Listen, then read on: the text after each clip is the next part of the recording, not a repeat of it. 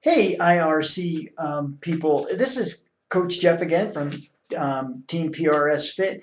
I talked earlier the other day in my video about doing an Ask the Coach question and answer session once a week. And I was going to wait till I got, a couple of questions. But I got a question today from Thad Sweet. And I thought because he had an injury, it was an important question to address and an important question to answer right away rather than wait. And it's probably a question that a lot of you are going to have over the history of your running careers. So let me read his question and then let's talk a little bit about the answer.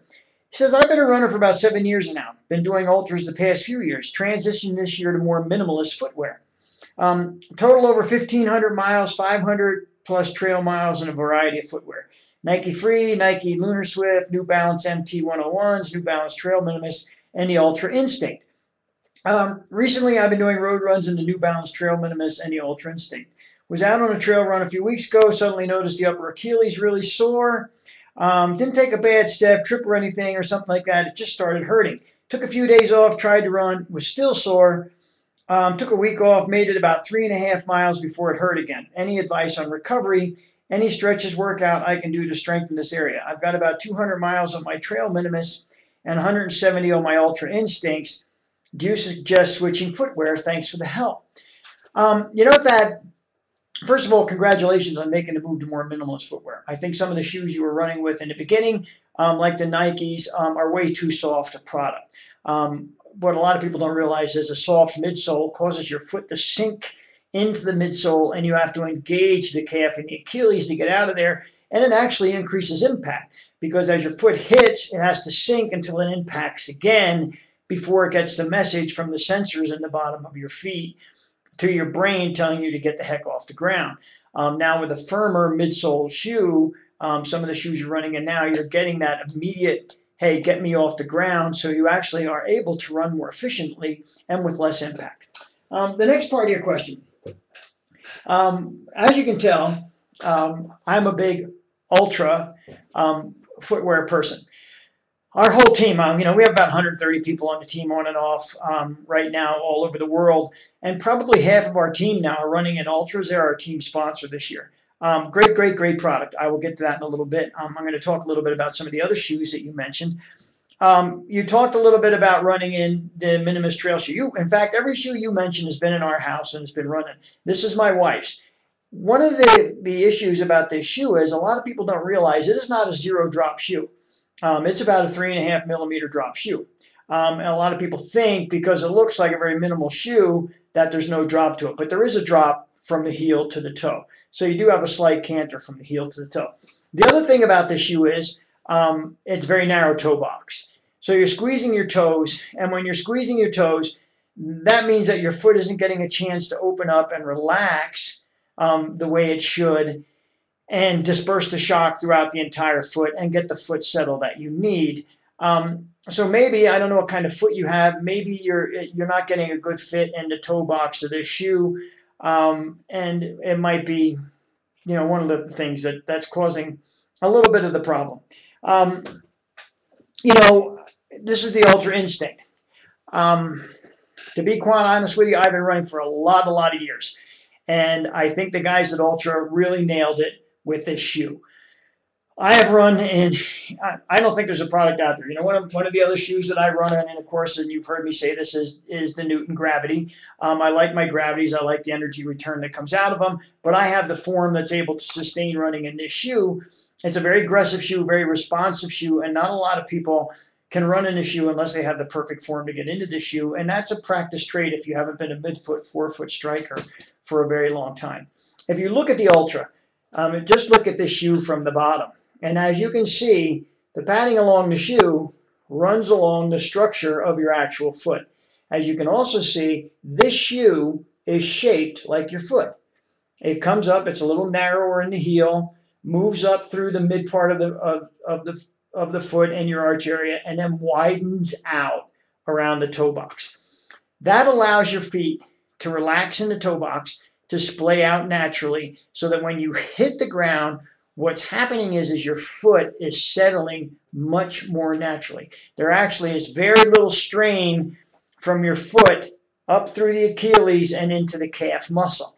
So you're really getting a nice even shock displacement throughout the foot, a more natural plant with a foot, and the ability to lift out of there much more naturally. You don't have to worry so much about the heel load because the heel load happens naturally in this shoe. When you hit, you get a nice settle and your foot comes out of there. Great shoe when you have the form to run along with it. You know, a lot of people make the switch into minimalism and they don't make the form changes that are needed to be made. And those form changes are very, very important. And to get back to that natural form that you need. I'll put a video up a little later, a running form video that I made a while back for you guys to look at and practice. And of course, you can always ask me any questions about it. Form is very, very key. Body position, lifting, all these things are very, very key when you're running in a minimalist shoe. You know, I'm not a Vibram runner. My wife runs in Vibrams. And there's a lot of good practice if you're running on the right kind of surface for getting your feet settled. As for your Achilles issue, I don't know if you've tried trigger point therapy. There is a site out there, tptherapy.com, where you can roll out those calves, roll out the Achilles. The Achilles is a tendon. It's not always good to overstretch a tendon once it has some inflammation in it.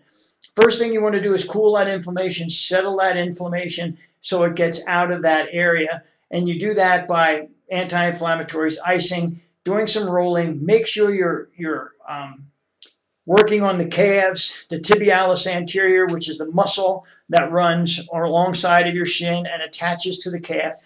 You know, the lower leg, learning how to relax your lower leg is really, really, really the key to running. A nice relaxed lower leg that reduces impact, gets off the ground, takes the shock out of your running. The tighter that lower leg is at impact, the more shock that goes through it. We have this mantra on our team. Everyone says, light, fast feet, no sound on the ground.